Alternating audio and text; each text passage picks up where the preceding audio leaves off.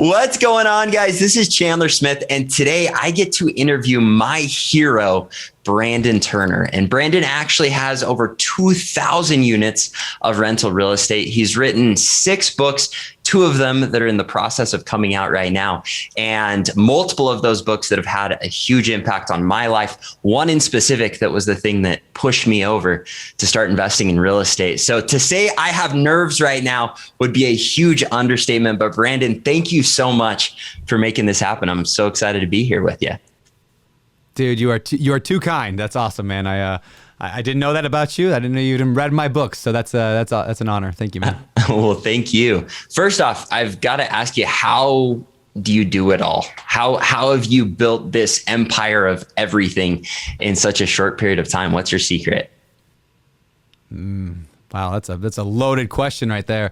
How do I do it all? I'm gonna go with this. I am getting better and better, and I'm not great at it all the time, but I'm getting better and better at the whole who, not how principle, right? So like, rather than how am I going to get this done, it's like, who's going to get that done? I mean, earlier you asked me exactly how many units I had. I'm like, I don't know. I mean, like a couple thousand. I think we just crossed that number. But like, I got teams of people in place for that. I got teams at Bigger Pockets. I got teams on everything. And so I'm a big proponent of the whole idea of, like, there's $1 per hour that you could attach to pretty much anything that you do. And so I want to make sure I do the highest dollar per hour stuff. So I try not to do my own oil changing. I try not to mow my own lawn, but I try to do the high impact stuff. So I suppose that's at a high level is how I do a lot of stuff, and I seem to be everywhere. Who, not how. I love that. I know right now we live in a weird time where lots of people are struggling to find the who. What's been your secret to locating the proper people and putting them in the right places? Oh, great question. So people, like, resumes are lies, right? I mean, any resume you ever get, it's like a lie. It's like a highlight reel. It's like social media, right? It's like, here's all the things we want you to see. So like, resumes are generally worthless. And I've gone through a lot of different ways of finding people, but this is what's been working for me, is the belief that even interviews are lies. Like, you just don't know how someone's going to be until you actually work with them. Even if they've been great in the past, you don't know if they're going to be good for you until you work with them. So I take that principle very seriously, and I always think, how do I work with people before working with people, like before being committed? In other words, how do I date before getting married? Imagine if that was like the world of how we got married to people. We're like, hey, that's a person. Let's get married, right? If that was the criteria, or they said they're a really good cook, and they said that they're really loving, and they said that they're really, really nice, and that they're really kind. Okay, I'll take them at their word. Let's get married. It would just be ridiculous, right? So we would not do that. So instead, I find ways to date, and I date a lot. And so what I mean by that is we do internships, for one thing. I mean, I'll give you an example. When I decided I wanted to really like expand and like get to that next level of real estate investing, I had like 100 units of my own, but I wanted to get to like, big syndication deals. I knew that I needed some help. So I had this idea, and I'm not saying this is a good idea, but it kind of worked for one point, is I built a team of 10 underwriters, like guys, people who like analyze the numbers. They love the spreadsheets. And I said, let's get 10 of those guys. And let's also get 10 people who are awesome at like sales and talking with people. And my theory was, the salespeople find the leads, and then they go and give it to the underwriters, and we kind of, like, they fight. Like, the salespeople are just out there getting whatever they can, and they kind of eat what they kill. So if they bring a deal, and then the underwriter underwrites it, and we buy it, each of those people will get a huge chunk of money. And in theory, it was a cool idea. In practice, it didn't work because I couldn't manage 20 people, and there were way too many cooks in the kitchen, and people stepping on each other's toes and all that. However, in that process, one of those guys on the sales team was gathering other sales members together and helping each other, trying to work to get to the next level for them in their career. So like, let's try this, and this strategy is working for him, and let's try this, let's practice, let's do some scripts together. Basically, they were just a leader. And that guy is Mike Williams, my head of all investor relations. Like, he's one of my best friends, moved out to Hawaii now to like run Open Door Capital with me. Mike's awesome. The other team was a team of underwriters. One of those guys ended up redoing our whole spreadsheet, like from scratch, spent dozens of hours every week trying to improve our processes and systems for analyzing deals. That guy is now Walker Meadows, who's my COO, runs my entire Open Door Capital company. The guy's like not even 30 yet, and he runs Open Door Capital. So in other words, I was able to see what both those guys had done before having to commit to them full time. I like to say it's this way. I'll put it one other way, and I know I can talk forever, but I'll say this. There's a story like everyone's heard of David and Goliath, right? David was a little boy, and Goliath was a big old giant, and David's got to go fight Goliath. So David goes to the king, and he says to the king, he's like, okay, I'll go fight Goliath. I'll take him out, and then y'all afraid. And the king lets him. Now that's a silly story if David's just a little kid, like a ridiculous little kid. Like, why would you put the fate of your army and like send out a 12-year-old boy to go fight a giant? But David didn't come, like in the story, David didn't come like empty-handed with like, I'm a little kid, don't know what I'm doing. Like he had like literally killed lions and bears with like his bare hands before that. So David had proved himself in real combat before. So when he wanted to go fight the giant, there was actually a legitimate chance of him actually winning because the king was like, oh yeah, you're a lion killer. So the thing I've learned is you have to hire lion killers, people who have done it before, and preferably if they've done it internally somehow, you've somehow worked with them. And maybe that's a partnership, an internship, a test, a trial, something that helps you see how they work. And that has been just game changing for me. I love that. Well, I have two questions with that. First of all, yeah, it makes me wonder, and I'm sure you feel this way too, but you probably work through a lot of people that you think are Davids that the fight does not go very well. Yeah. But also, yeah. I know I've hit the point where, I've got 123 units of rental real estate and I really want to scale bigger, faster, better. But one thing that's been intimidating for me is, do I let someone who doesn't have very many qualifications come and try out to be that David? How stringent were you or strict were you on those people that you brought in and had running the numbers and had taking the calls? Are these people that ended up filling those spots, did they have a long resume of this experience, or are some of them people that came in and they just stepped up to the plate even though maybe you wouldn't have picked their resume? Yeah, that's a great question. So the way I look at it is there's three things that go into a great employee or a great team member. There's their experience, and do they have the experience to actually do the job? Do they have the skill set or talent, you could call it, like to just intuitively be able to do that thing? For example, somebody's just really good at spreadsheets. So they have experience in the thing you want them to do. There's experience, and then there's culture. Do they have the culture fit? And ideally, we want all three, right? It would be great to have somebody who's culturally fit, with tons of experience and with the skill set to be able to take that thing on. The truth is, like, especially when you're getting started, those people are expensive. You go try to find, if I was going to go find somebody right now who had worked in mobile, for example, I bought a bunch of mobile home parks. So I want to, and now we're doing apartment complexes as well. But if I want to go find somebody who had a decade of experience in mobile home park acquisition and was amazing with a spreadsheet and also fit the culture, there's probably like one person in the US that fits that, right? So I will sacrifice. And they would want experience. 75% of the pot, right? Exactly. Those guys are not employees. Those are partners, typically. If you can find those people, they're not going to want to just come on for a job. And so, yeah, or if they do, they're going to want a $250,000 salary, and they're going to want all, stock options and all this stuff. Though there is a point in business where you need those people. And right now, like, there's areas of my life, there are businesses that I'm running that I'm looking for those people. But when you're on a budget and you don't have a lot, I will sacrifice experience for the other two. If they have the culture fit, you can't teach culture. If they have the culture fit, meaning like they're somebody that I could go down to a restaurant or a bar and grab a drink with and talk until 2 a.m. because I just like them and I like what they do and their mentality, that's culture fit. And if they are somebody who just like has the skill set, for example, my COO Walker, he's so good with the spreadsheet. He's so good with talking to brokers. He's so good with the analytical side, all that stuff. He had never bought a mobile home park before I brought him on. And so I sacrificed experience, but for that, I got him a whole lot cheaper than today. If he were to go to another company, like they'd have to give him so much. And in fact, to keep him on, I had to give him more and more. So he's got a bunch of equity. He's a partner. And that's just the way that goes. But you don't have to give that right away. You can give that when they earn it, which is the way that I've done it. Totally. And for you, it makes sense to pay more and more because he's proven himself. I think about being another company where he's proven himself, but not with their culture, not with their environment. That's a scary jump to make to pay a guy like that. Yeah. So, well, and what's cool about our space too is real estate. Like Like it's a pretty cool culture, right? Like we're not that fancy. We don't dress up that nice most of the time. We don't have 9 to 5 stuff. We don't do TPS reports. Like it's a fairly relaxed environment. So you can take people who are rock stars, they're lion killers in other industries, and where it sucks, right? And then bring them into our world. And it's like, oh yeah, you get to just, get the job done. Like, I don't care how many hours you work.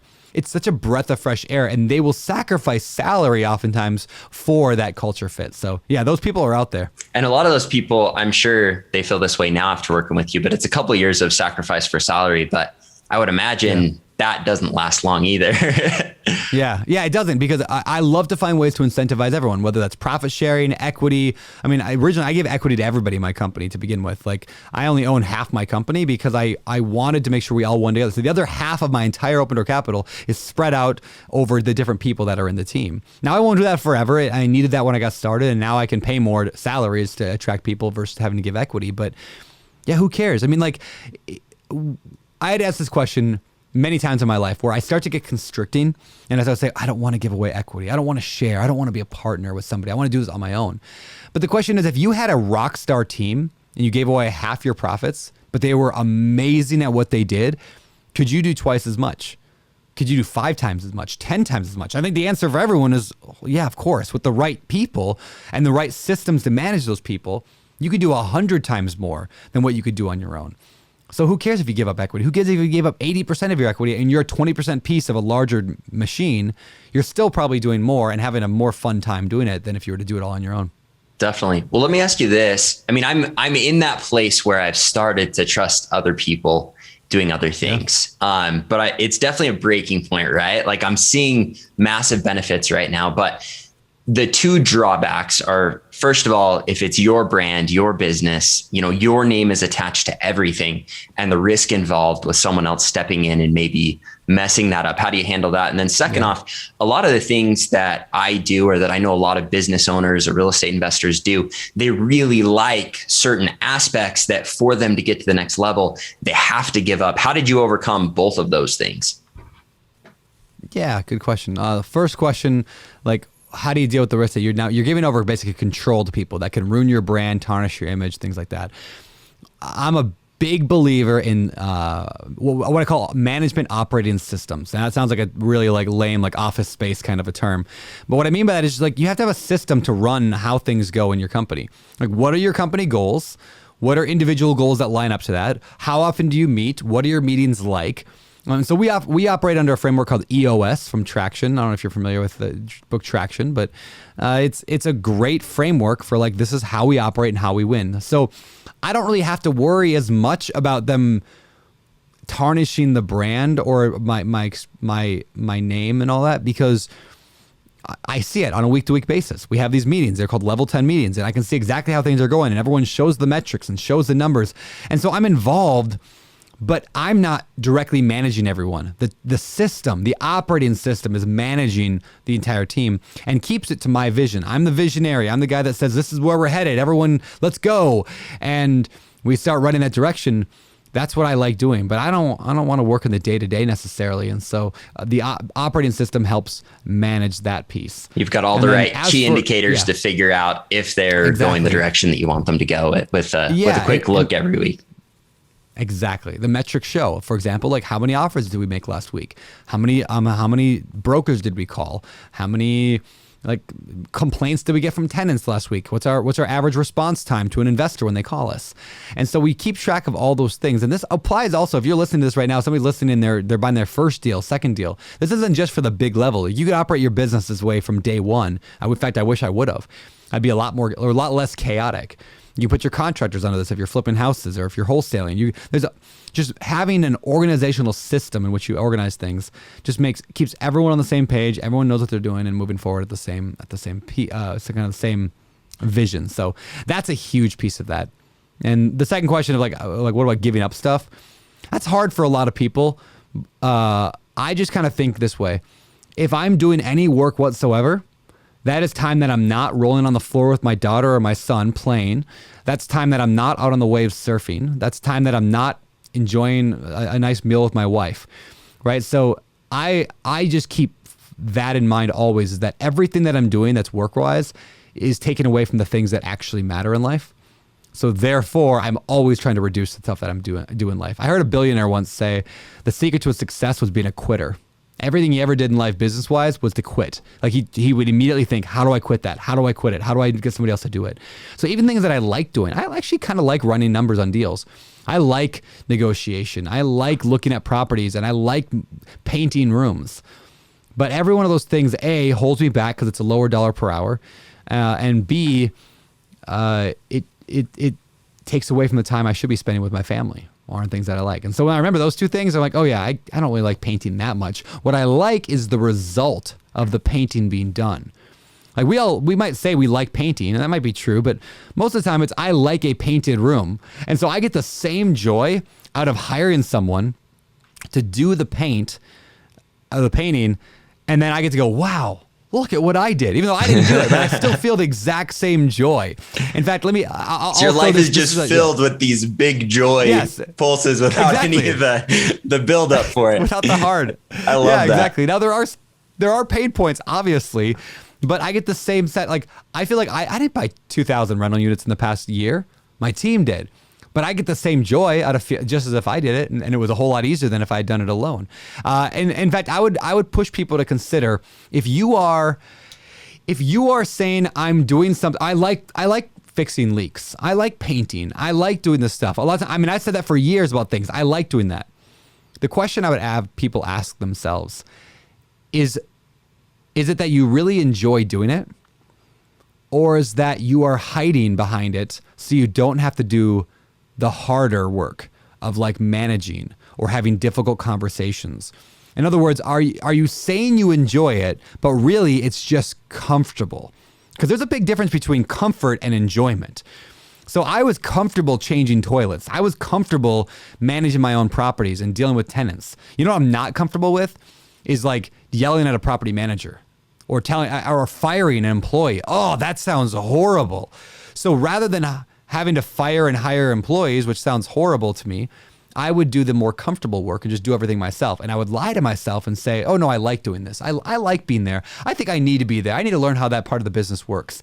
And I'm lying to myself to try to cover up the fact that I'm afraid of certain activities because they are scary and outside my comfort zone. So that's just the challenge I'd have is anything in your life you think you should be doing, ask the deeper question, is that just covering up for fear? I love that. That's if you read the what is it? The Art of War or the War of Art? The War of Art from Stephen Pressfield, that one? I forget the author, but it just talks about resistance and that. Yes, yeah. Stephen Pressfield, the War of Art. I love that book. We just had him on our podcast. It was phenomenal. That's that guy's awesome. legit. Well, so with that, and I agree with you're right there. That's it. Very cool. Well, I agree with that principle 100%. With my situation, I've got 500 plus sales reps, and I get to deal with the pain points of all of those personalities. And I think with the real estate side of things, I know anytime that you scale in a massive way, there's going to come more risk with liability or those stresses, and then more personalities, more hard conversations. When it comes to being present with your family, what is it that motivates you to take on the harder thing that also is going to be bigger? It's going to be massive. It's going to make more money. But also I have to believe there are some pain points with staying present outside of it with all of those personalities and liability and everything else involved. Or what have you done to kind of conquer that?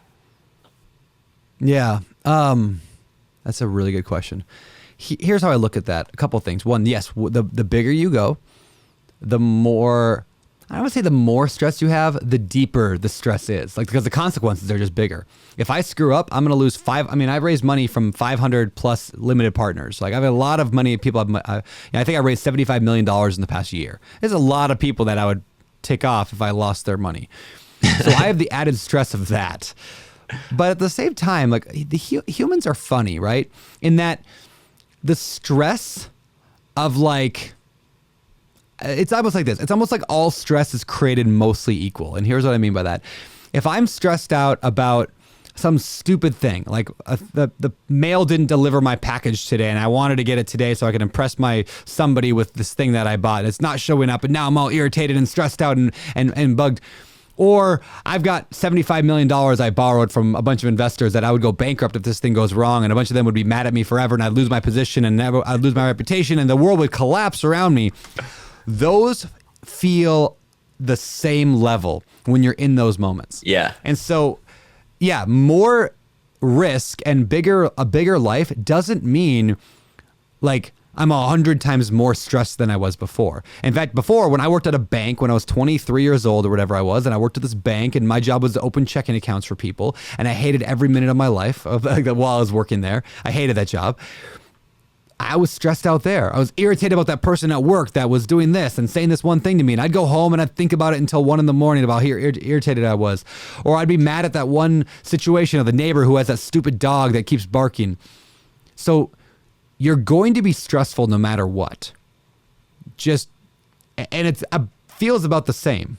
So I guess I would just encourage people who are thinking, well, I'm nervous about going bigger because I don't want the added stress. The stress is there no matter what. Like, you're there. So there's ways to reduce that stress, and there's ways that you can be happier. And most of that is having to do with kind of internal thoughts and mindset and expectation management. But a bigger life doesn't mean bigger stress, to summarize that. I love that. Now, I'm going to sound like, I don't know, a little bit of a Brandon Turner nerd here. But seriously, okay. Talking with you, you're just on another level. Like, it's this next level of enlightenment when it comes to the way that you view the world and everything else. What I see so many people, myself included, that they are successful. They have done lots of stuff. They're on the right path for the most part, but the anxiety is there. They're always either living in the past with stress or in the future with that anxiety, and it's hard for them to live presently. And one thing that I've loved about following you and watching your journey and listening to it is, one, you've got all the right stuff when it comes to real estate investing, but I truly believe you live this very present life. What have you done to get in that space? What's been the biggest thing to put you there? A couple things come to mind. First of all, I have a performance coach. I meet with him every other week, roughly. That time is so valuable. The fact that I have time dedicated to work on my life and to work through my deeper problems, those like internal things. It's not a business coach. He's not like, I'm not going to him going, I'm not sure if I should syndicate this as a 506B or a 506C. Like, that's not a thing I bring up to my coach. He's not even a real estate guy, right? What I'm doing is I'm saying, hey man, I've been struggling with staying up too late watching Netflix every night for the past 2 weeks. And so therefore I sleep in the morning, and every night I tell myself I'm going to go to bed earlier tonight. And then I don't. I stay up with my wife watching Sons of Anarchy until midnight. Then I wake up at 8 a.m. and now I'm rushing through my day because I slept in. Why can't I keep promises to myself?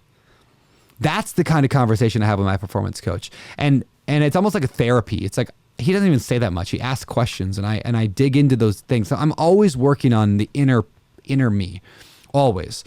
Secondly, and maybe even more importantly, I schedule time every single week on my calendar for a massage. Now, this sounds ridiculous, but let me explain.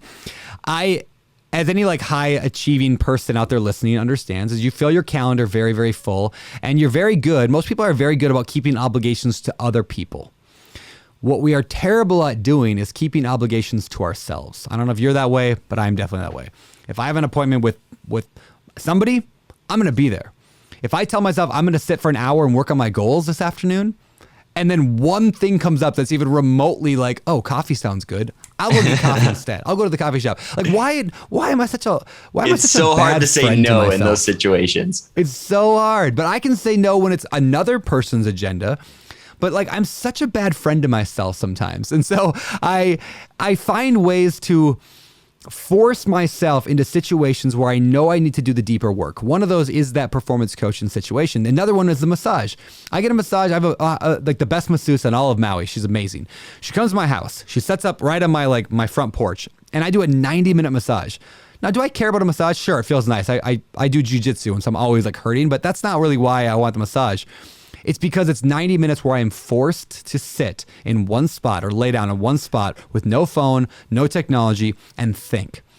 And nearly every good idea I've had in the past few years, every major shift has happened in either a performance coaching session, in a massage session where I'm just thinking about my own life and like working through all the problems and stress. And I come out of that so much lighter because like my My brain just needs time to just process. And it's amazing time. Plus, it's cool, get a massage. And the third thing is I surround myself with people who are at that higher level where it's not stressful to them. Here's an example. The first, because I have a buddy who flipped 100 houses his very first year investing in real estate. Never invested in real estate before, flipped 100 houses. And I asked him once, how did you do that? How did you, everyone else starts with one deal and then two and then five if they want to scale. And I said, how did you flip 100 houses your very first year? He said this. He's like, well, all my friends were doing that, so I didn't know that's not what you're supposed to do. And I love that thought, right? It just shows how much of this is mindset. He just started a different mindset because of the people he surrounded himself with. They were at that mindset where it's not stressful to flip 100 houses. You just have this many team members and they do this work and they just get it done. So the third thing I do, there's the massage, there's the performance coach, and then there's the conversations with people, whether it's in a mastermind group. I've been a part of numerous mastermind groups, small ones like accountability groups. I've been part of larger ones. I'm in one called Go Abundance right now, which is a bunch of millionaires. There's 500 millionaires in a group and we get together. It could just be friends sitting on my front porch that we're just chatting until 1 a.m, drinking a glass of whiskey while having a good conversation. But the more I surround myself with those people, that are at a level that I want to get to, the more I realize, I have nothing to be stressed about. It's just a business. Things aren't hard.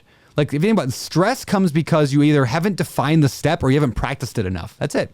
Stress is because you haven't defined what the problem is or you haven't practiced enough to overcome that. It was stressful to drive the first time you drove, but then you practiced it a bunch and now you can drive just fine. You learned how to drive and you practiced it. So anyway, I'm not sure if that answers the question. No, that's perfect. It's funny. I had this list of 100 questions and I've asked maybe one of them because I've had so many questions from what you've had to say. And so I've got another one right there. That's how a good interview is. That's the best interview, by the way. So you're killing it because the best interviews are ones where it's organic. I love this, man. It's so fun talking with you. But one issue I've had with what you just talked about is, you've got the time with your family and that's sacred time. I feel like I've set that aside pretty well. And then you've got that time with your friends, with building those relationships with those people that really lift you up. And then you've got the time of, going to work, being productive, pushing your business to the next level. And one thing I know I've struggled with is when to say no, especially when one of the two other than my family requires travel and being away from my family, because I have to travel a good amount for my job as it is, maybe a month out of the year. But it's hard, but a lot of times those bigger relationships are in other places. What rules have you set and have you gotten to the place where you know what to say no to with situations like that and when to stick at home? Does that make sense? Yeah. It's hard, man. It's hard. And I'm not good at this at all. I'll be the first to admit that. There's never enough time to do everything that I want. I want to do so much, right? Whether it's traveling. I mean, all my friends are out here scuba. My friend Josh Dorkin, right? Founder of Bigger Pockets. He moved out here a year ago and he just goes diving now, almost every day. My friend Ryan, who moved out here with me to help run Open Door Capital, he dives almost every day now. And I'm like, I want to go diving and I want to go. And then they go to conferences and I have total FOMO because I'm like, I want to go to that conference. And then I also want to be, when I go to a conference like I was last week, I just miss my family the whole time. So it's tough. I'm reminded of a quote from the book, The One Thing from Gary Keller and Jay Papasan. I love that book. Where they say, it's so good. And do you remember that part where they said, there is no work-life balance. It's work-life balancing. It's a verb. It's a continual practice. So I tend to follow the principle that they teach in that book where I go a little bit heavy on one side and then a little heavier back the other way. And I try to do that. For example, if I know I'm going to be out of town for a week, like I was last week at a conference, I try to come home and then push hard the other way, no work while I'm there. That helps a little bit. It's not great. My kids still miss me. And so I try to minimize those out of town, especially the things where I have to abandon my family. I try to minimize those. And I just recognize for what it is. FOMO is fear of missing out. And it's a fear. It doesn't have a lot of basis in reality. But I just remember it is what it is. Sometimes I'm going to miss out, but everything I say yes to, I try to tell myself that it is a no to my wife and kids. Every activity, like I said that earlier, everything that I say yes to is a rejection of my wife and kids. This very conversation right now, I want to make you feel bad here. This very conversation we're having is because I said no to my wife and kids to come and record this. Now, of course I can't spend 24/7 with my kids. So in other words, and my wife, everything is a trade-off. So I value this as an important, very important thing that I need to do. And the other thing, like diving, I've chosen that is not as important. So when you just by remembering that, it's all a trade-off, it'll help you make better decisions. Somebody asked me to go play tennis this morning. I said, no, I need to be with my family in the morning before I go off and do podcasting or whatever. So that's the best I've got for that. I'm not great at it, but I try to just question myself all the time. Is it that important? Do I need to do this thing? And yeah, I try to keep it that way. No, totally. I think that's the challenge. And then to just be present in whatever you choose. Because I know a lot of my life, one of the biggest mistakes I've made is I choose to do something and then I'm not present because I'm thinking or wishing or wondering if I should have been doing something else. I also have noticed a lot of people have those pinnacle moments where it's like, look, I said no to this and it really hurt, but it created this. I was wondering if you have a couple situations that you feel like were pivotal moments in your life that you look back on that it's like, man, I'm so glad I made that sacrifice because it opened this door. And now it's something that you maybe call back on it. Do you know what I'm talking about? Do you have any of those that were cool that you could share with us?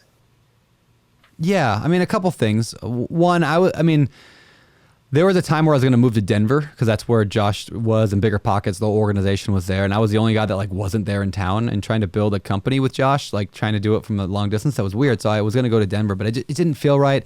It didn't sit right. My wife wanted to be in her family, and there's a lot of reasons I said no to that. And I really wanted to, but we said no to it, and it led to a much more, I think, incredible life that I wouldn't have had otherwise. I mean, maybe things would have worked out differently, but where I am today is largely because of that. There's been a lot of real estate strategies that I've wanted to pursue. For example, house flipping. I love flipping houses. I should say this. I love the result of flipping a house, right? To go back to what I said earlier. I love the result of flipping a house. I love taking in something ugly and making it beautiful. And I did about $250,000 last year in profit off flipping with a partner. He did 99% of the work. I did 1%. Like work by meaning managing contractors. He found the deals. He managed contractors. All I had to do was wire the money and then check up on the project and take some pictures. But I shut that down this year, entirely said no to it, because even though it doesn't require that much work, it weighed on me mentally. And I do not believe I would be where I am with Open Door Capital buying, $100 million of real estate right now, like that we're under contract for, if I was still flipping houses for $250,000 profit. And so it's hard to say no to things like that, like the flipping. It's such a good business and it was so easy for me and it was just right there. But by saying no, it allowed me to spend more energy on the things that I should say yes to. It's like that old Derek Sivers quote, say no unless it's a hell yes. And so like I ask myself that a lot now. Is it a hell yes or is it a yeah? Like that conference that you get invited to, is it a hell yes or is it a yes? Is that new real estate strategy, is it a hell yes or is it a yes? And that has made a big impact on me, is thinking that way. Like it's got to be a hell yes. It's got to be something I'm excited about. And yeah. I love that. Have there been any hell yeses that you've said no to that you look back and kind of regret? I don't think so. You've just always been able to pick out the hell yeses, or at least make them that way. I probably just, I think that you don't know oftentimes that of what would have been, like, for example, like, do I regret not going to Denver? Like, no, not really at all. But maybe I could have gone there and I would have won the lottery at a lottery ticket place, and I would have been a multi-billionaire right now. I mean, I doubt it, but you never know. Like I'm a big believer in like, you have the options in front of you. You be decisive and pick one, and you'll never usually know otherwise. You'll never know you made the wrong choice in almost anything in life. Like it's very rare that you like make a choice and then later you're like, oh yeah, that was the wrong choice. Like at least in my life, usually it's like, oh yeah, this is where I am right now. Like, I don't know what would have happened otherwise. So I suppose like that's probably the best answer I got there. I'm trying to think if there's another, like, what have I said no to? No, that I should have said yes to. I love that. I know you've interviewed Meet Kevin before, and he's someone that I really admire, someone I've gotten to hang out with a lot. And it's funny because anytime I would bring up a deal that I missed or that I should have done or a situation I should have taken advantage of, and unfortunately I'm bad at that. I hope I've gotten better. But he was one of those people that was always like, dude, stop that. Like, it doesn't matter. It's over. Yeah. Don't think about it. Just get the next one. And I think that's a big thing to live by. So that's awesome. Well, I will add one piece here. Like, and I don't regret this because again, where I got in life is great, but it was just it illustrates a good point. You know, there's a real estate investor out there his name is Joe Fairless. Do you know Joe at all? Yeah. So Joe has I think a big I've conference. actually been on his podcast. Oh, perfect. Yeah, he's got a big podcast, right? But Joe and I started investing in real estate at the same time. We both got in right around 2007, 2008. Joe and I started our podcast right about the same time. Now I'm on the Bigger Pockets podcast. It's a huge show, right? I'm not trying to look how awesome it is, but it's way bigger than Joe's show, right? It's way bigger than Joe. But Joe owns over $1 billion of real estate right now. I own, up until a year ago, I only owned a couple $1 million of real estate. So Joe and I started the same position, both with no money, both get into real estate at the same time, both started podcasts, which would help raise money to be able to grow a thing. Why is Joe 10 times bigger than I am in terms of real estate? It's because Joe took action outside his comfort zone and I didn't for a long time. And so it's hard to say I regret it, but it's still a lesson learned, is that I invested inside of my comfort zone. In fact, the new book, The Multifamily Millionaire, that's one of we got 2 volumes of it. That's why I have 2 books coming out. People might have been wondering that earlier. So in the first volume of The Multifamily Millionaire, I talk about this at length about there's your comfort zone, there's your ability zone, and then there's your out of ability or inability zone. And so most people spend the majority of their lives in their comfort zone. They're investing, I'm really good at flipping houses, so they stay there. That's that harder work that we talked about earlier, that getting outside that comfort zone into the ability zone, but the fear zone that Joe was really good about getting into, and I wasn't. I stayed in my little town and my little deals and buy my duplexes. And now there's a lot of reasons for that. Like Joe hired a performance coach way before I did. He started going to masterminds way before I did. Started paying for coaching on how to do syndication way before I ever got into it. So he just took deliberate action steps to get himself, to push himself into that out of his comfort zone, which helped him grow. So again, is it a regret? Not really, but it's a lesson that I've learned that I would do differently, and I am doing differently now. In my situation, I want to break it down. I want to see what your piece of advice would be. But I have one management company that manages all of my properties. We've got a great relationship. Okay. We've worked together for years. I've got 123 units of rental real estate.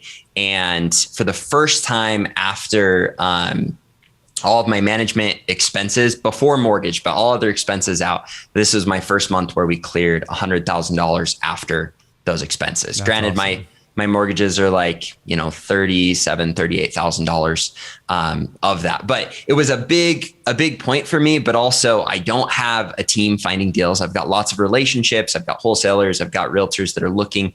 I'm just in my local area, and I've had a scratch for years that I am unsure if I should itch of buying properties in other locations and really buckling down and scaling and doing something more than what I'm currently doing. In my situation, I also am, managing over 500 sales reps. That's where the majority of my income has come. So I've just used my money and bank money to purchase these properties. Yeah. And that's kind of where I'm at. If you're looking at me in my situation, what would your advice be? I mean, am I going to regret not diving in now and doing something on that bigger level? Or or am I going to be in your situation where maybe I do it 5 years from now and I'm happy that I stayed in my zone a little longer? What would be your advice? Yeah. I went to a conference a few years ago where I spoke as a keynote speaker. It was actually at Joe Fairless's conference. And when I was there, everybody there was doing way more than me. And I shouldn't have been there. I was the loud guy on a podcast, so they let me speak. But I wasn't, everyone there was doing so much more. And I knew at that point that I wasn't living up to my potential, that I was living in my comfort zone. That's what really changed a lot for me. But the reason I bring that up is because for me, in my situation, going bigger was something I wanted to do because I knew the potential was there, and I knew that it would be fun for me and exciting, and I wanted to do something bigger. But I don't believe that's true for everybody. I mean, you can live off the income you got right now. Do you have kids or wife, kids? Yeah. 1-year-old and a 3-year-old. Okay. Perfect. So I got the one and 5. And so you will never look back on your life. Yeah, it is so much fun. It's so much fun. But you're never going to look back on your life and be like, man, I wish I would have gotten a little bit bigger in real estate, at the expense of my family and those kids. Right. I started, I did open door capital, and it's been great, and I don't regret it, but it definitely comes at a cost. There are times where I wish I could spend more time with my family, and I'm busy at conferences or whatever. So, and again, the reason I bring all that up is because going bigger doesn't necessarily mean better. In fact, if you are happy and content in the spot that you're at, there's nothing wrong with staying there. But for me, in my position, I wasn't happy or content. In fact, I felt really just kind of blah, like I wasn't doing anything. And I get a lot of happiness and excitement from growth, from trying something hard and then achieving that hard thing, and then trying something else hard and achieving that. So I would say, yeah, if you're in that position where it's just super comfort zone, what you're doing right now, and you're like, I will get a lot of joy and happiness out of doing some new level, and you need to go do that, then great, do it. If you can keep in your own market, there's nothing wrong with that. I mean, like, don't make things more difficult than you have to. But yeah, if you need to get to that next level, you need to go to another market. That's probably what I'd tell you.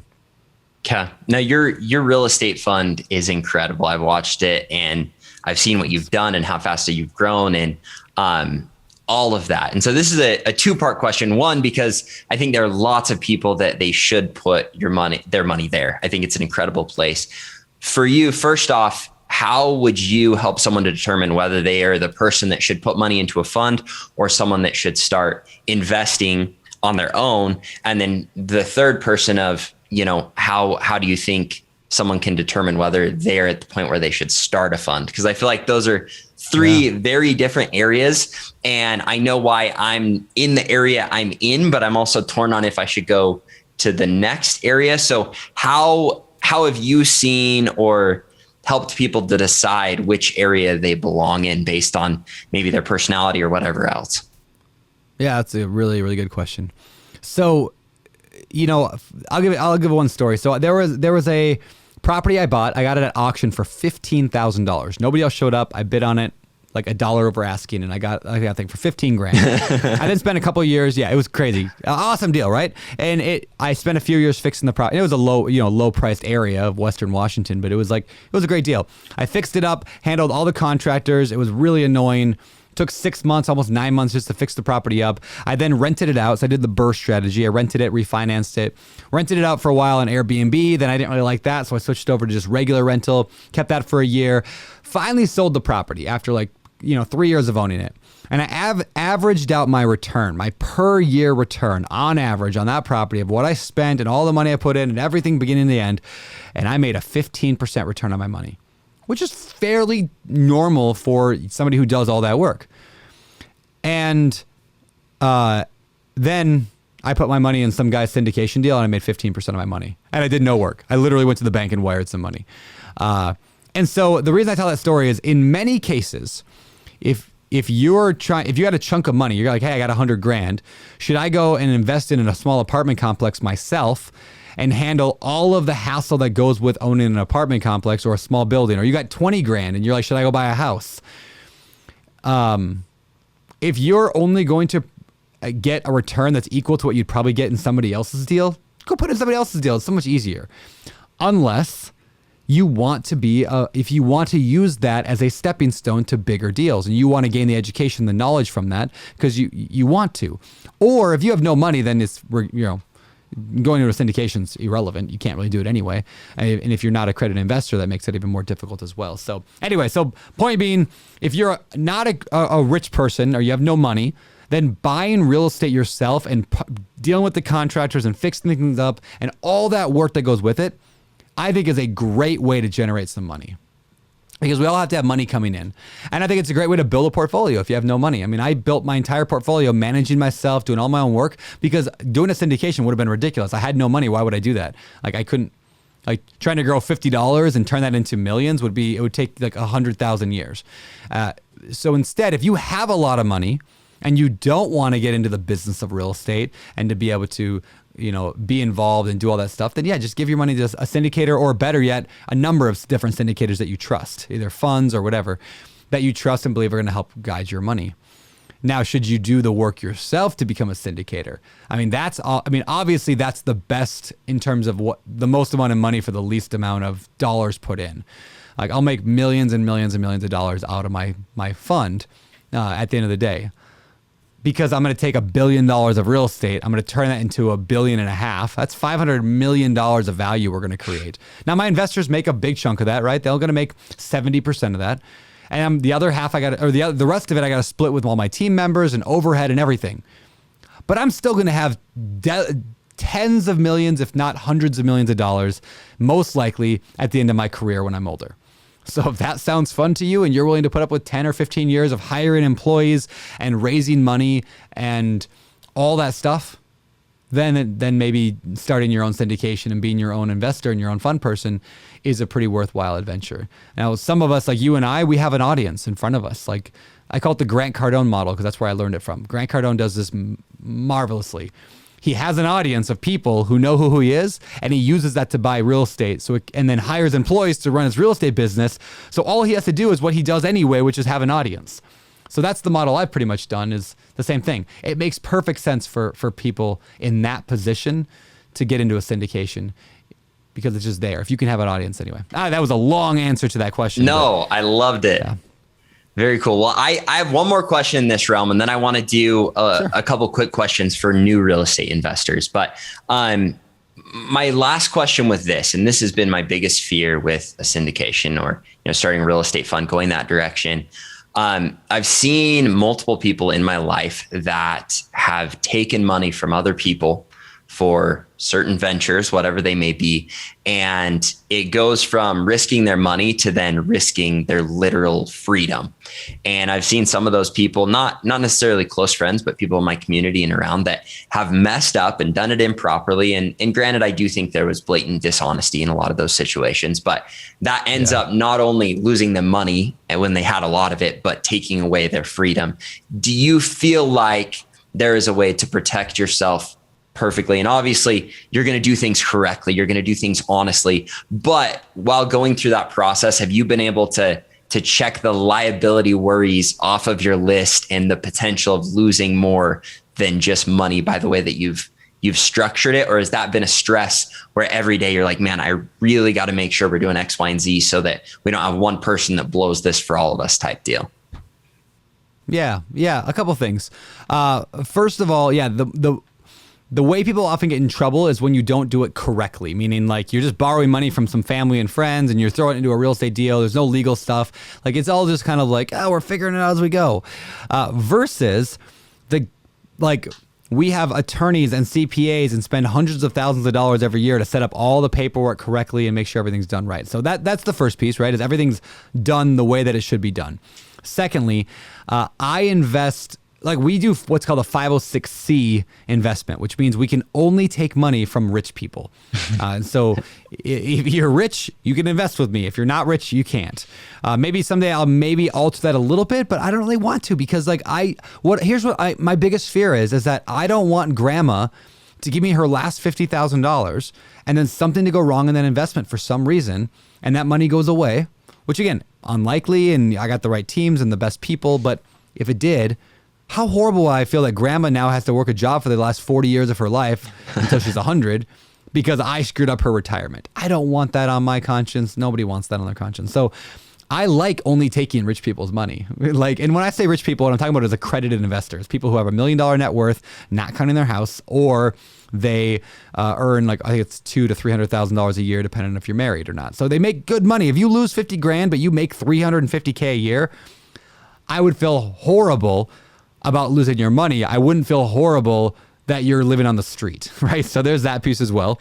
And then next is I invest in every single one of my deals, like pretty heavily. I mean, I don't know. I probably have over $500,000 of my own cash in my own deals at this point. I invest in every deal, no matter what that I do, because I want to make sure that my investors know and that in my own subconscious knows that this is not just them that I'm losing. It would be my money. I also generally, there are things called non-recourse loans, which are great. I love non-recourse loans. It means the bank can't go after you if something goes wrong. But at the same time, I actually do mostly recourse loans because again, I need to make, if something goes wrong, they better come after me because I screwed this thing up. So that puts a lot of pressure on me to make sure that I'm only hiring good people and that we have safeguards in place from things getting stolen or bad partners or bad actors. And we have the right insurance in place and all that. And so, that's kind of how I look at it, I guess, and how to decrease the risk for people. It's never going to be risk-free, but that's also why we average around a 14, 15% per year return for our investors. That's way above the stock market. It's way above a checking account, right? If you are anti-risk, go put your money in a savings account and get 0.2%. But if you want the amazing returns that you can get through real estate, you want 5, 10, 15, 20% returns, it comes with some risk. I love that. Very cool. Well, I'm gonna jump over. I know we're coming to the end of our time, but I want to ask you some questions for new real estate investors because for me, reading your book, and I'm always, for some reason, the name of the book I always struggle with, but it's Real Estate Investing with Low or No Money Down. There's just a lot of words in it, but this book, there's even more words than that. It keeps going and going. That title never ends. This book, and this sounds funny, but that was the tipping point for me.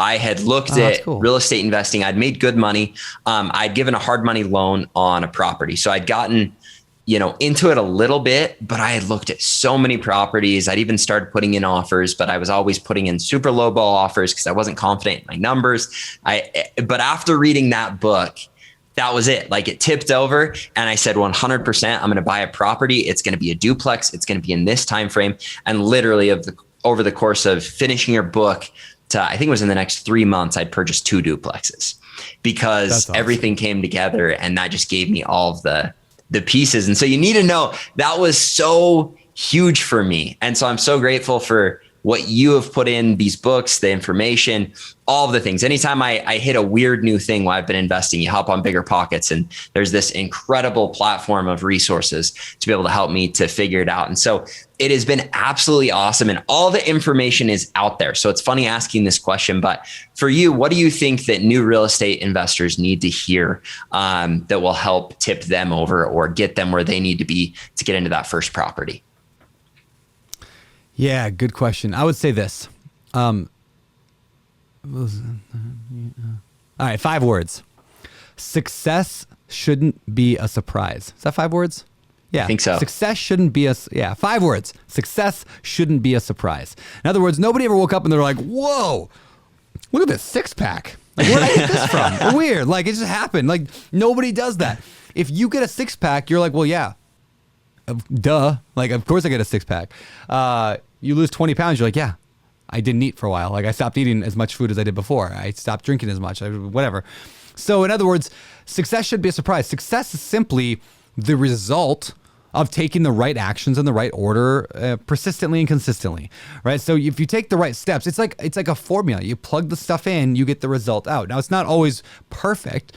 So just because you make 10 offers doesn't mean you're going to get one accepted. But generally, I get about 1 in 10 of my offers accepted. So what does that mean? We make 75 offers a quarter. We make 300 offers a year, because that should work out to about 30 properties we buy. And it might be 28, might be 32, might be 20, might be 40. But the bottom line is, like, I'm not surprised that I bought like so much real estate in the last year. I'm like, yeah, well, of course I bought that much real estate. So how does it apply to newbies? It's like, okay, what are those things? What is those tangible, actionable things that you should be doing that will lead to the success that you want? It's probably you need to, first of all, read some books or listen to some podcasts or watch some YouTube videos on what exactly it is you need to do and how to focus in. So you got your focus. You want to flip houses. You want to buy a rental. You want to whatever. Okay, what's the next thing you need to do? Well, you need to get property leads. Like, you need to get ideas of properties that might work out for you. So get a real estate agent, send direct mail marketing, drive for dollars, use Facebook ads, whatever you got to do to get leads coming in. You got to run the numbers, analyze them. Every property has a number that could make it a good deal. So run the numbers, find that number. And if you're like, well, I don't know how to run the numbers. Well, look it up, Google it, like watch a YouTube video or two. I mean, my most popular YouTube video of all time, it's got like, I don't know, 3 or 4 million views now. It's just me analyzing properties. Like, it's just like how I analyze properties on a whiteboard. How to calculate the numbers on an investment property. I've watched that video a dozen times because I'm like, man, this video is killing it. He lays it out perfectly. Yeah, that video. So Yeah, the reason I did that video, by the way, and this is probably a strategy you use for YouTube as well, but if not, I'm sure you do. But the idea is you find other channels that have killer good videos, but not as many subscribers, right? So you're looking for these videos that like, so I found this video called How to Analyze Rental Properties on a Napkin. And it had like 100,000 views and the person had like 3,000 subscribers. So I literally just made a video that was better than that one and it totally worked. So anyway, a little YouTube tip for everybody out there. Just do a better job than what the best things on YouTube are and you'll probably be all right.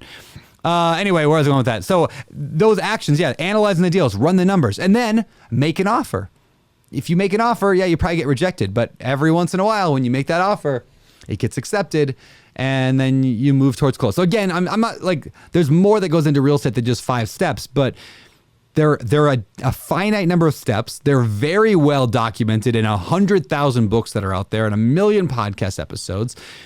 And just, if you do those steps and you do them consistently and you have persistence, you're going to get the result that you want out the other end. It's inevitable. And you'll look back and you'll have 100 properties. You'll be retired, sitting on a beach, and you'll be like, yeah, of course I'm here. Why wouldn't I be? I worked for it.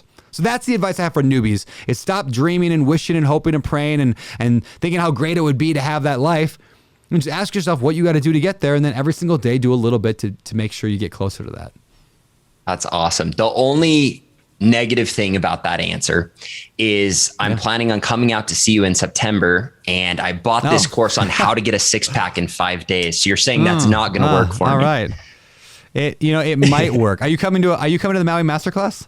Coming out to Maui for the heck of it? We have a trip out there. I forgot or didn't even know about that, but I might now. Is that in September as well? It was in August, but we just opened up a September one because we filled August. So if you're gonna be here in September, you should. I was actually gonna tell you that off air, but you should 100% come. It's gonna be awesome. So okay, how long is that? You're invited. Awesome. I don't. It's the end of September and it's like 4 days. So I need to make that happen. I'll send you some info. Yeah. Okay. Yeah. Look, it's life changing. I've done now 3 of these, and everyone is just like. The best relationships I have in life have come from one of these events. And they're amazing. So that's just a lesson for everybody out there. It's like get around people who are doing awesome stuff. Even if you have to pay a little bit to do it, get around people who are doing awesome stuff. Those relationships, those moments. I call them, well, I don't call them that. Abraham Maslow, the great psychologist from the 1800s or 1900s, calls it a peak experience. There are moments of your life where you pull yourself out of the day-to-day in these mountaintop amazing experiences. And those are the most transformative moments of our life. Those are those pivot moments where we make these little changes and they result in a completely different person 5 years, 10 years down the road. So yeah, find a way to join those or create those experiences in your life, and you'll have a much richer life. I love that. Well, I'm such a huge believer, and so I'm definitely gonna make that happen. Yeah, look into it. Brandon, we've hit past the hour mark. However, I do have maybe 3 to 5 more minutes. Sure. So you've got David Green. Seems like he's your right-hand guy. My right-hand guy in everything I've done with sales, with real estate.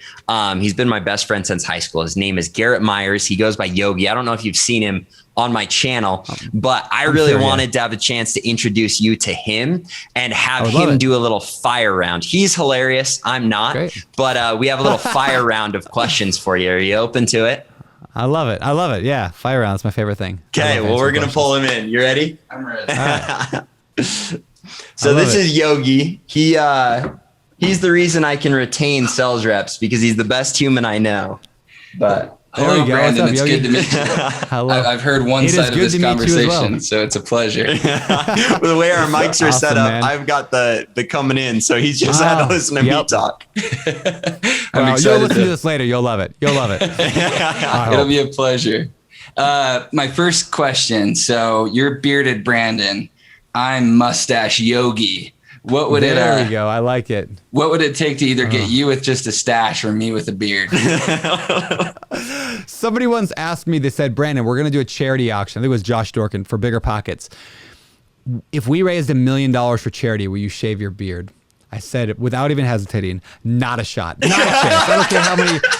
I don't care how many orphans I can save or desperate mothers who are trapped in poverty. I'm a horrible person. I can't do it. So you're saying it's pretty important then? It's up there. Yeah, my Instagram is beardy Brandon. I would have to be like beardless Brandon or like 13-year-old girl Brandon. So and that just doesn't work as well. So here's my second story for you. I've known Chandler for a long time. We've worked together for 8 years now. I remember 4 years ago, we were in Hawaii. I think it was shortly after you'd moved there. And we were on a trip with the leadership from our sales organization. And Chandler had just gotten into YouTubing, and he was already investing pretty heavily in real estate. And I think he DM'd you, and he told all of us, he was like, guys, I just DM'd this guy, Bearded Brandon. And he was, Did I ignore it? He was like psyched about it, like hoping to bump into you on the way. But we all heard Bearded Dragon.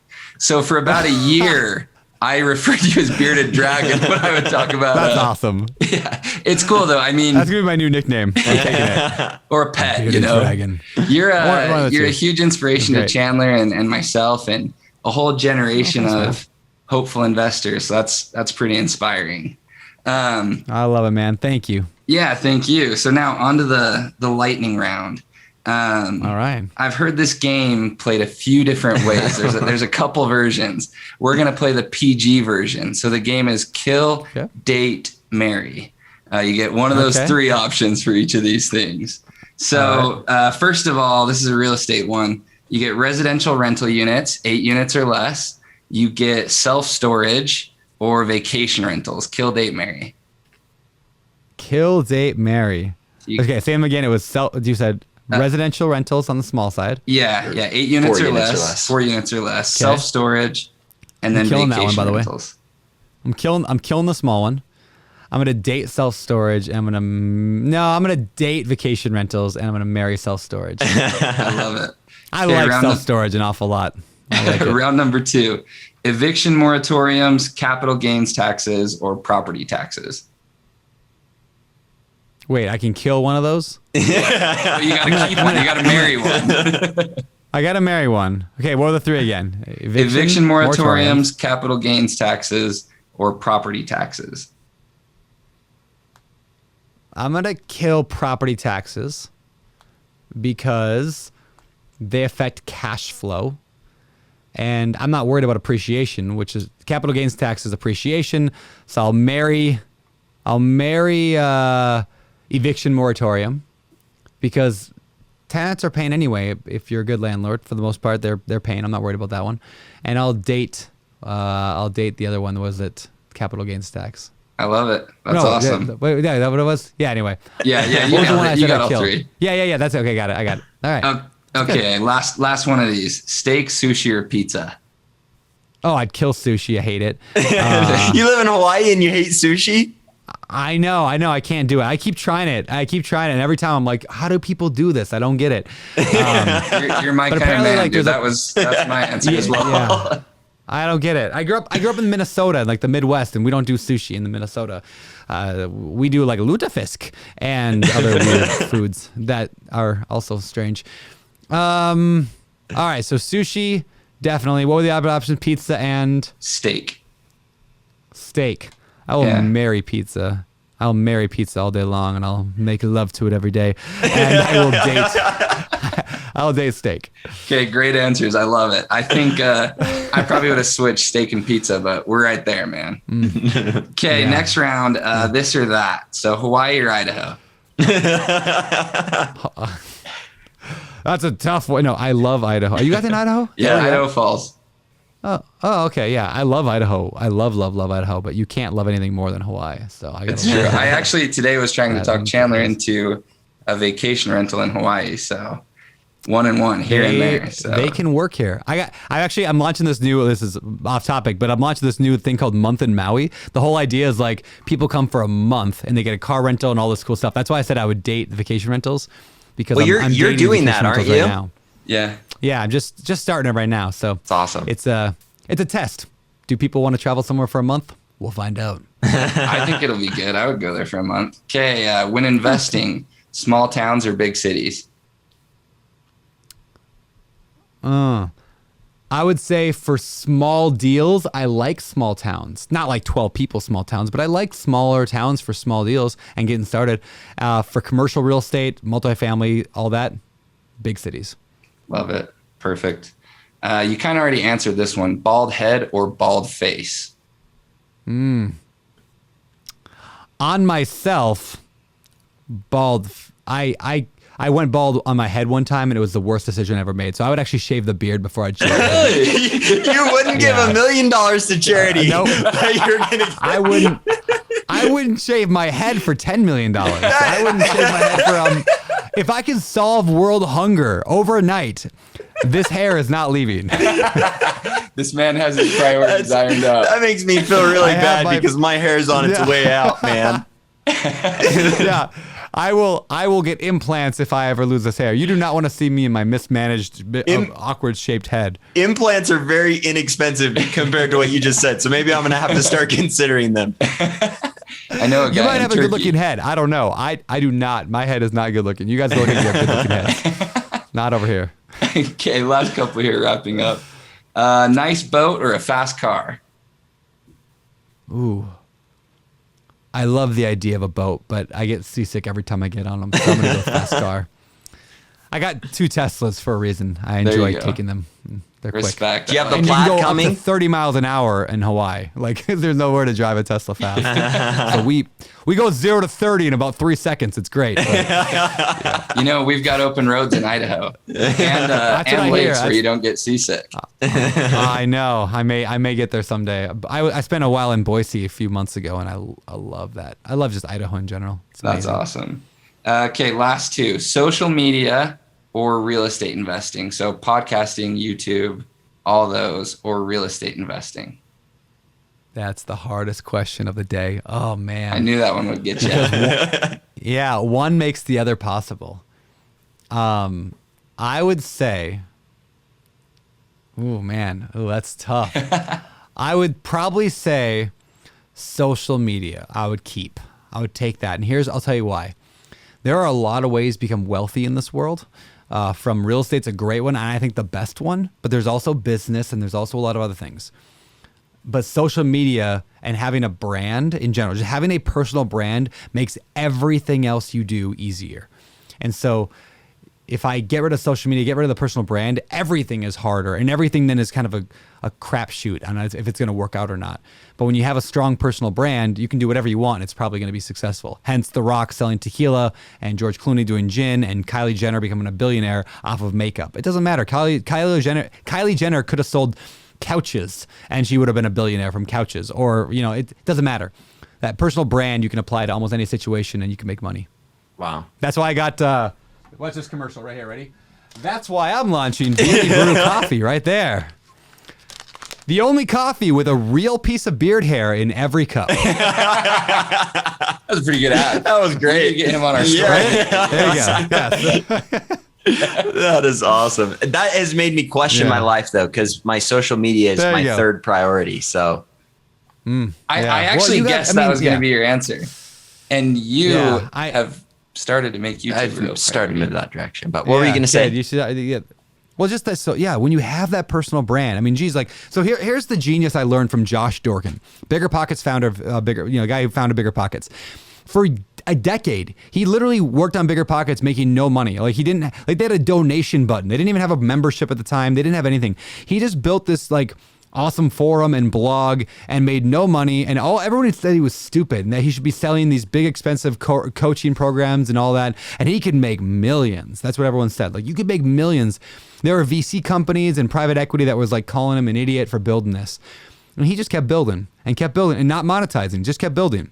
Because what Josh realized is that when you have the knowledge, the favor, and the trust of millions and millions of people, you can do anything you want. It doesn't matter. So many businesses start with a good product, or they start monetizing or trying to make money right away, but they lack the most important thing, and that is the customer. They lack the trust. And so today, all these companies now are coming to Bigger Pockets going, hey, you want to partner with us? Because you got the customers, you got the trust. And Josh did that perfectly, which is also why I don't have any like really big like coaching programs or anything like that yet. Maybe someday I'll get into that world. But right now, I want 100 million people to know the name Beardy Brandon so that no matter what I do in life, I can win. That's the difference between being a millionaire and being a billionaire. I really believe that, which is why I think Josh Dorkin will be a billionaire and why I think I've got a shot at it someday, because it's the long game. It's like a bowl of Lucky Charms cereal. It's eating your marshmallows at the end instead of at the same time. So that's what social media does for you. And if that doesn't convince you to take your social media more seriously, then nothing will. Amen. I'm all in. Well, Brandon, this has been absolutely incredible. Seriously, it's one of those Well, thanks, man. one of those experiences that has been awesome, and I really hope I get to do it again with you soon. So I'm going to make it happen. I'm going to get out there to Hawaii for that event, and so we can talk about that. Yeah, come to the event, and even if you don't go to the event, at least come hang out, and we'll go get coffee, or we'll get some Beardy Brew coffees. I don't know. We'll go to Monkey Pod. That's the great restaurant on island. Get some Hulu pies. That's my kryptonite out there, man. I eat like 2 Hulu pies a day when I'm in Hawaii. Yeah. Those are delicious. They really are. Well, I know you've got your fund that people can go and check out. I'm going to put links for all of it, but your real estate fund, you've got your books, you've got your new books that are coming out that we should have talked about more, because that is going to be awesome. I'm super pumped about that. And then obviously Bigger Pockets. Where else, or what other links should I put down there? Yeah. ODCfund.com is the fund if people want to invest with me. The books are The Multifamily Millionaire Volume 1 and 2. The difference being Volume 1 is about small multifamily deals, like getting started, that kind of stuff. Volume 2 is so Chandler, for you, Volume 2, I mean, you can read both of them, but Volume 2 is like, you've already got some multifamily, you've already got some single family, you know this game. How do you scale that into a big business? So that's what 1 and 2 are. And then Instagram, Beardy Brandon. I'm like a 13-year-old girl with a beard on Instagram. So I'm very, very active there. It's great. Awesome. Well, I'm going to make sure we'll probably break this up into a bunch of different videos, but I'm also going to do a review of your book, because I'm pumped about that. Oh, thanks, man. And so that'll be on the channel, and I'm excited to get to know you better. It's funny. There are lots of my friends that you have communicated with. I know Ryan Pineda, meet Kevin, Graham Stephan, that whole crew of guys. And so I've really been looking forward to this opportunity. So thank you so much for making it happen. Awesome. All right. Appreciate it, man. I really, really, really do appreciate it. Thank you. Good You're the man. It was a pleasure. Thanks for the inspiration too. Thanks, guys. Have a good one, Brendan.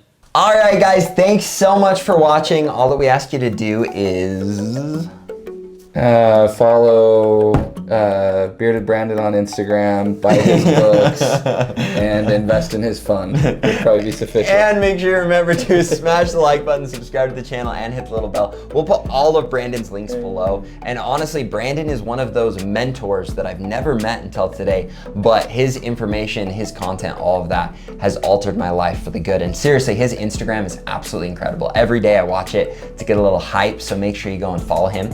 And thanks so much for watching.